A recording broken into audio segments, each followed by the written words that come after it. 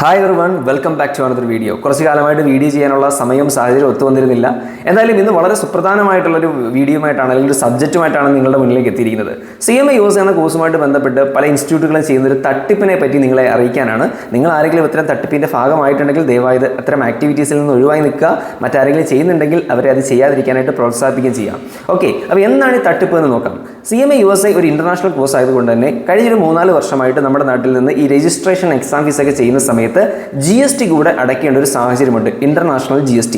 Suppose 370 നിങ്ങളുടെ exam ഫീസെങ്കിൽ അതിനോടൊപ്പം GST കൂടെ ആഡ് ഓൺ ചെയ്തിട്ടായിരിക്കും നിങ്ങൾ പേയ്മെന്റ് ചെയ്യുന്നത്. സോ ഇവിടെയാണ് പല ഇൻസ്റ്റിറ്റ്യൂട്ടുകളും ചില ചെറിയ കുറുക്ക് വഴികളിലൂടെ ഈ GST തട്ടിപ്പ് അല്ലെങ്കിൽ ടാക്സ് ഇവേഷൻ ചെയ്യാൻ തുടങ്ങിയിരിക്കുന്നത്. അപ്പോൾ എങ്ങനെയാണ് ഇത് ചെയ്യുന്നതെന്ന് വെച്ച് കഴിഞ്ഞാൽ ആദ്യം തന്നെ നിങ്ങളുടെ പ്രൊഫൈലിൽ കയറിയിട്ട് ആ പ്രൊഫൈലിലെ അഡ്രസ്സ് ചേഞ്ച് ചെയ്യും. ഇപ്പോൾ ഇന്ത്യയിൽ നിന്നുള്ളൊരു സ്റ്റുഡൻ്റ് ആണെങ്കിലാണല്ലോ ഇന്ത്യയിൽ നിന്ന് GST ആപ്ലിക്കബിൾ ആവുക. സോ നിങ്ങളുടെ അഡ്രസ്സിൽ മറ്റേതെങ്കിലും ടാക്സ് ഇല്ലാത്ത രാജ്യത്തിൻ്റെ ഒരു ഫേക്ക് അഡ്രസ്സ് കൊടുക്കും. സോ ഈ അഡ്രസ്സ് എന്ന് പറയുന്നത് നമുക്ക് IMA പ്രൊഫൈലിൽ എപ്പോൾ വേണമെങ്കിലും എഡിറ്റ് ചെയ്യാൻ പറ്റുന്ന ഒരു സാഹചര്യത്തിലാണ് നിലവിലുള്ളത്. അതൊരു സെക്യൂരിറ്റി ലാബ്സ് ആണ്. നിങ്ങളൊരു അഡ്രസ്സ് കൊടുത്തു കഴിഞ്ഞാൽ പിന്നെ നിങ്ങൾക്ക് ആ അഡ്രസ്സ് എന്ത് ചെയ്യാം, മാറ്റാനുള്ള ഒരു ഓപ്ഷൻ, എഡിറ്റ് ചെയ്യാനുള്ള ഒരു ഓപ്ഷൻ IMA കൊടുത്തിട്ടുണ്ട്. ഈ ഒരു ലൂപ്പ് ഹോൾ ഉപയോഗിച്ചിട്ടാണ് ഈ ഒരു തട്ടിപ്പ് ആക്ച്വലി ക്യാരി ഔട്ട് ചെയ്യുന്നത്. ഇതിനോടൊപ്പം തന്നെ എക്സാമിൻ്റെ ഈ പേയ്മെൻറ്റ് നടത്തുന്ന സമയത്ത് VPN ഉപയോഗിച്ച് നിങ്ങൾ മറ്റേതെങ്കിലും രാജ്യത്ത് നിന്നാണ് കയറുന്നതെന്നുള്ള രീതിയിൽ കാണിക്കുകയും ചെയ്യും. VPN എന്താണെന്ന് നിങ്ങൾക്ക് അറിയില്ല, വിർച്വൽ പ്രൈവറ്റ് നെറ്റ്വർക്ക് എന്നാണ്. നിങ്ങൾക്ക് മറ്റേതെങ്കിലും രാജ്യത്ത് നിന്നാണ് നിങ്ങൾ ആക്സസ് ചെയ്യാൻ, ഈ വെബ്സൈറ്റ് ആക്സസ് ചെയ്യാനോ ആപ്ലിക്കേഷൻ ആക്സസ് ചെയ്യാനോ ശ്രമിക്കുന്നതെന്ന് നിങ്ങൾക്ക് കാണിക്കാൻ പറ്റുന്ന ഒരു ആപ്ലിക്കേഷനാണ് VPN എന്ന് പറയുന്നത്. പല ടൈപ്പ് VPNs അവൈലബിൾ ആണ്.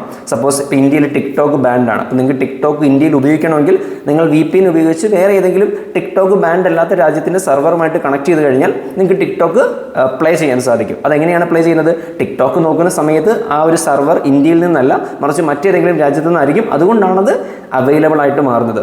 സോ ഈ VPNും അഡ്രസ്സിലെ ചേഞ്ച് ഉപയോഗിച്ചിട്ടാണ് ഇവർ പേയ്മെൻറ്റ് ചെയ്യുന്നത്. സോ വൺസ് പേയ്മെൻറ്റ് കംപ്ലീറ്റ് ആയതിനു ശേഷം വീണ്ടും അഡ്രസ്സ് എഡിറ്റ് ചെയ്തിട്ട് ഒറിജിനൽ അഡ്രസ്സ് ആക്കി മാറ്റുകയും ചെയ്യും. സോ പേയ്മെൻറ്റിൻ്റെ സമയത്ത് മാത്രമാണ് ഈ ഒരു ചെറിയ ചേഞ്ച് വരുത്തുന്നതും with the use of VPN payment നടത്തുകയും ചെയ്യും.